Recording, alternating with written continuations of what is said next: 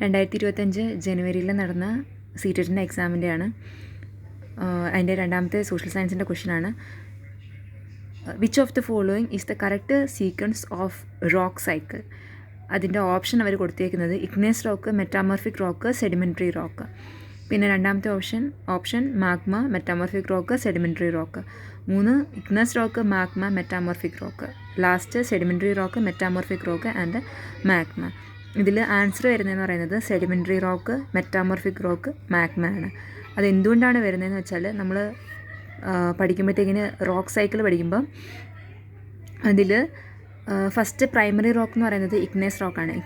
ഇഗ്നസ് റോക്കിൽ നിന്ന് metamorphic rock, അതുപോലെ തന്നെ മെറ്റാമോർഫിക് റോക്ക് ഉണ്ടാകും. പക്ഷേ മെറ്റാമോർഫിക് റോക്കിൽ നിന്ന് സെഡിമെൻ്ററി റോക്ക്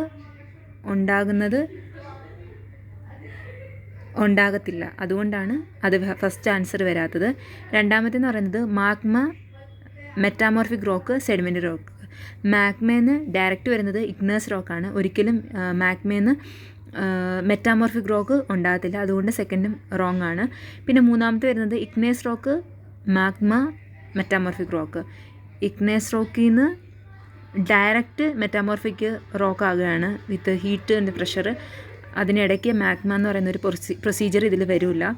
അതുകൊണ്ട് തന്നെയാണ് ലാസ്റ്റ് ഉത്തരമാണ് കറക്റ്റ്. സെഡിമെൻ്ററി റോക്ക്, അതിനുശേഷം സെഡിമെൻ്ററി റോക്ക് മെറ്റാമോർഫിക് റോക്ക് ആവുന്നു.